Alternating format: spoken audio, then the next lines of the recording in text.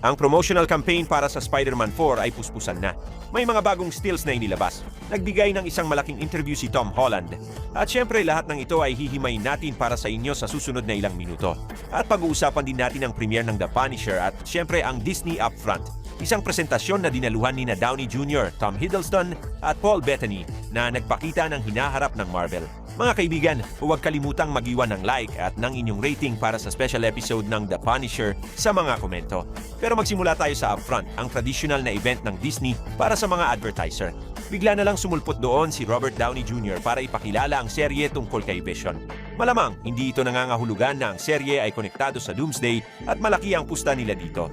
Mas mukhang sobrang sama na ng sitwasyon sa Disney kaya nagpasya silang maglabas ng malaking pera para kay Robert para ipakita sa mga advertiser na siya na ulit ang pangunahing muka ng Cinematic Universe. At ito ay nauugnay sa mga matagumpay na panahon. Sa anumang paraan, ipinakita ni Downey ang isang buong trailer na syempre hindi nila inilabas online. Mayroon lamang isang still at paglalarawan mula sa mga manonood. Sa clip, si Paul Bettany sa anyong tao ay binabalikan ng mga alaala ni Vision sa kanyang isipan na parang tinutulungan siya ng pelikula na muling maramdaman ang mga emosyon ni Ultron na sa totoo lang ay nasa anyong tao rin at ginagampanan muli ni James Spader at na malamang ay magiging kontrabida rin na ipinapahiwatig ng clip. Lumitaw din sa eksena si Rory Mollica na gaganap bilang ang mas matandang Tommy, ang anak ni Vision at Scarlet Witch. At ayon kay Paul Bettany, isang malaking bahagi ng mga eksena ay magaganap sa loob ng isipan ni Vision.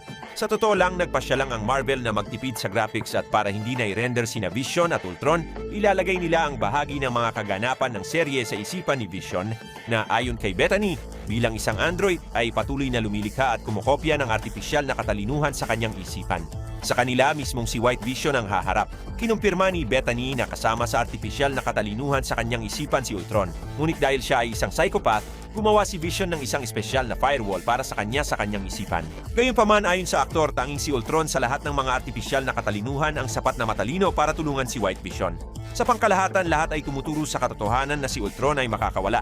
Ngunit sa kasamaang palad, sa loob na ng isang humina at nawalan ng mahika na cinematic universe. Gayunpaman sa teknikal na aspeto, ito ay isang pagpapatuloy ng seryeng WandaVision na sa kabila ng pagtatapos nito ay isa sa pinakamahusay sa kasaysayan ng universo. At dito kahit sa trailer makikita na uulitin nila ang atmosfera ng kabaliwan at naglalahong mga hangganan ng realidad. Bukod kay Ultron, makikita rin natin sa isipan ni Vision sina Edith, Friday at sa prinsipyo lahat ng artipisyal na katalinuhan na lumitaw sa cinematic universe. Kung kalimutan natin kung ano ang mga inilabas ng Marvel sa mga nakaraang taon, sasang-ayon kayo, mukhang interesante ito.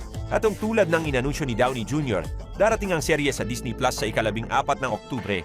Sobrang inaabangan namin ang pagbabalik ni Scarlet Witch at umaasa kami na nakuna na ni Elizabeth Olsen ang kanyang mga eksena para sa serye. At para na rin sa Doomsday dahil matagal na naming hinihintay si Mama sa screen. Mula sa iba pang balita sa Expo, sinabi ni Robert Downey Jr. na ang pangunahing asset ng studio ay ang mga tagahanga kung kanino nila ginagawa ang mga susunod na proyekto. At saka sinabi sa kanya ni Tom Hiddleston ng walang dahilan na mahal kita 3,000 na siyempre tinanggap ng lahat sa internet bilang isang pahiwatig sa pagpatay kay Loki sa kamay ni Dr. Doom sa susunod na pelikula. Ang ganitong eksena ay lumabas sa leak na script ng Doomsday kaya tingnan na lang natin. Sa ngayon, lumipat tayo sa Spider-Man. Naglabas ang Marvel ng isang maikling teaser na nakatuon sa mga epekto. Partikular na ang karamihan sa mga epekto sa pelikula ay praktikal at minimal lang ang paggamit ng graphics. Makikita ito sa maganda at maaliwalas na shot ng gagamba na may sombrero na binubugbog ng kung sino sa maniebe na panahon. Ngunit ang diskusyon sa internet ay hindi dahil sa estilo, kundi dahil sa kung kailan sa kronolohikal na pagkakasunod-sunod magaganap ang mga pangyayari sa bagong araw. Ang niebe ay taglamig at ang No Way Home ay nagtapos mismo sa taglamig. Ngunit ipinakita ng leak na script na magsisimula ang bagong araw 9 na buwan pagkatapos, ibig sabihin ay sa tag-araw o taglagas na walang niebe. At pagkatapos ay meron pang 4 na taong paglukso sa oras na naghihintay sa atin. Halos tiyak na ang partikular na eksenang ito mula sa trailer na may niebe ay isang sandali mula sa montaje ng mga flashback kung paano namuhay si Peter sa loob ng 4 na taon na iyon. Ngunit ang punto ay, kahit anong anggulo tingnan, kasama ang lahat ng mga paglukso sa kronolohikal na paraan, lumalabas na ang bagong araw ay magaganap malapit sa post-credit scene ng Thunderbolts. Iyon naman ay nangyayari 14 na buwan pagkatapos ng mga pangunahing kaganapan sa Thunderbolts. At para hindi na kayo mag-compute sa magulong timeline ng Marvel, dumiretso na tayo sa punto. Lahat talaga ay nagpapahiwatig na ang mga pangunahing kaganapan ng Spider-Man 4 sa timeline ay napakalapit sa Doomsday. Ito ay isang mahalagang punto dahil kung may nakalimot, orihinal na ipapalabas ang Doomsday bago ang bagong araw sa Mayo 26. Pagkatapos ay inilipat ng magkapatid na Russo ang Avengers, ngunit iniwan nila sa pwesto ang Spider-Man ni Holland na ang script ay tapos na noong panahong iyon. At habang mas maraming mga still at impormasyon ang meron tayo, mas lalong nagmumukha na ang bagong araw ay konektado sa Doomsday sa usapin ng timeline. Halimbawa sa Avengers na ipinalabas bago ang Spider-Man, sa dulo lang may nakakaalala na wala ang gagamba. Pagkatapos ay may post-credit scene at ipinapaliwanag sa atin kung ano ang kanyang ginagawa. May mga teorya pa nga na ang ika-4 na Spider-Man ay talagang nagaganap pagkatapos ng Doomsday tulad ng orihinal na plano. Siyempre, huwag umasa ng malalaking revelasyon, ngunit mahigpit na ipinagbabawal na laktawan ang post-credit scene. Maaari itong maging isa sa mga pinakaastig sa kasaysayan. Marami ang nagakala na ang prologo sa Gagamba ay ang special episode tungkol sa The Punisher na lumabas kamakailan. Sa teknikal na aspeto, ganoon nga ang nangyari, ngunit hindi sa literal, kundi sa matalinghagang paraan. Dahil ang special episode ng The Punisher ay naging isang panakitbutas lamang na nagpapaliwanag kung paano naging halos klasikong bayani si Frank Castle sa Spider-Man 4 mula sa pagiging isang baliw na maniac sa pagtatapos ng ikalawang season sa Netflix. Sa madaling salita, ayaw niya at namimiss niya ang kanyang pamilya, ngunit sa takbo ng tadhana ay nailigtas niya ang isang batang babae na kamukha ng kanyang anak at napagtanto niyang may magagawa pa siyang mabuti. Iyan ang ikalawang 20 minuto at ang konklusyon ng maikling spesyal. At ang unang 20 minuto ay isang simpleng pagbabalik tanaw sa nakaraan ni Frank Castle para sa mga hindi nanood ng mga serye sa Netflix. Pagkatapos tinapos ni Castle ang mga natitirang gangster sa lugar, isinuot ang klasikong kasuotan na makikita sa Spider-Man 4 at nagsimulang maging bayani. Walang gagamba, walang ibang mga sanggunian at ito ay isang malaking problema para sa Marvel. Ang mundo na dapat ay puno ng mga superhero ay walang laman. Bukod dito, walang pakialam si Peter Parker na hinuhuli at pinahihirapan ni Kingpin ang mga superhero ng maramihan. Well, syempre hindi naman sa walang pakialam, ngunit malalaman natin ito sa pagitan ng mga linya sa isa sa mga dialogo ng pelikula. May kaunting connection sa pagitan ng mga proyekto at ang mga proyektong tulad ng special ng The Punisher na kailangan para magtatag ng mga koneksyon ay nagiging mga nakahiwalay na solong kwento rin. Isang walang katapusang cycle. Ang shot na may malabong mukha, syempre, ay naging mga meme, ngunit ang graphics at direksyon sa The Punisher ay talagang maganda. Mas mahusay kaysa sa Daredevil kung saan ang cameraman ay tila mas nakikipag-away sa camera kaysa sa mga karakter. Walang mga murang pag-edit, mukha itong masigla at maganda. Ngunit ang pinakamahalaga, ipinapaalala nito na si Jon Bernthal ay meron pa ring malaking potensyal na hindi pa lubos na natutuklasan ng Marvel. Ang patunay, ang spin-off ay nakakuha ng mas maraming views sa simula pa lang kaysa sa Daredevil. At hindi nakakagulat na pagkatapos ng premiere, sinabi ni Jon Bernthal na gusto niyang makita ang isang solong pelikula tungkol sa karakter. Kung magiging matagumpay ang ika-4 na Spider-Man, posible itong mangyari. Sa ngayon, pag-usapan natin ang bagong sining mula sa Doomsday na lumitaw sa Chile. Dito makikita ang mga bagong hitsura ng mga karakter para sa pelikula. Si Thor ay eksaktong kopya ng kanyang sarili mula sa panahon ng Infinity War. Si Anthony Mackie ay may isa pang bagong kasuotan at opisyal na bilang Captain America, tulad ni Shuri na sa kabila ng lahat ng chismis tungkol kay Damson Idris, kahit papaano sa Doomsday ay tiyak na mananatiling pangunahing Black Panther. Ang Fantastic Four ay may mga bagong jacket. At para sa mga luma ng tagahanga, magandang balita na ipapakita si Kelsey Grammer bilang si Beast.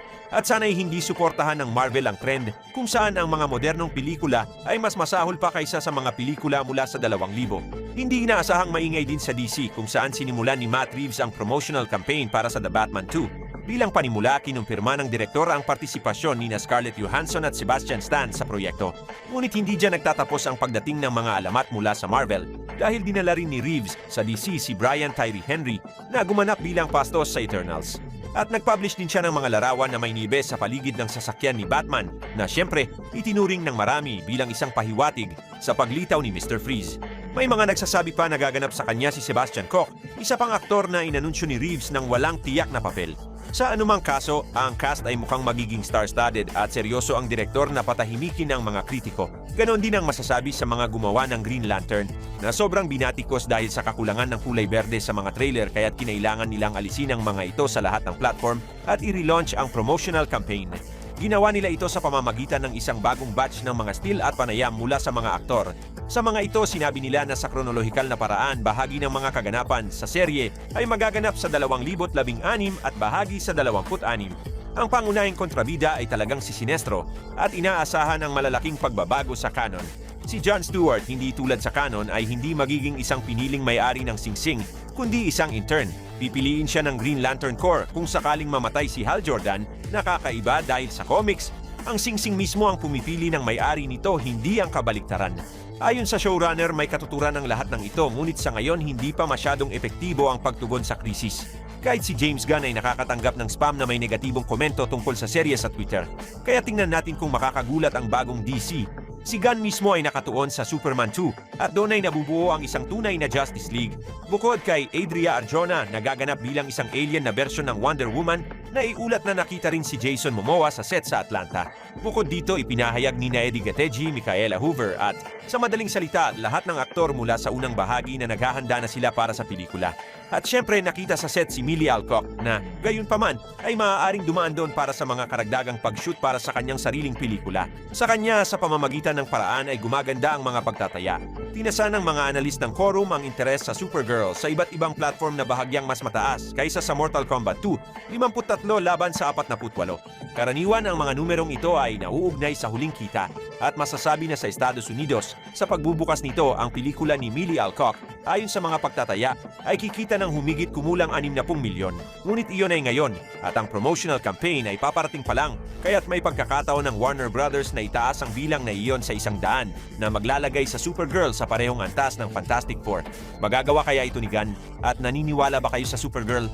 Isulat sa mga komento. Samantala, hihintayin natin ang mga trailer ng Marvel na tiyak na ipapakita bago ang premiere ng The Mandalorian at Grogu sa susunod na linggo. Ang mga pagsusuri ay lalabas agad kaya't huwag kalimutang i-on ang mga notification at hanggang sa muli mga kaibigan.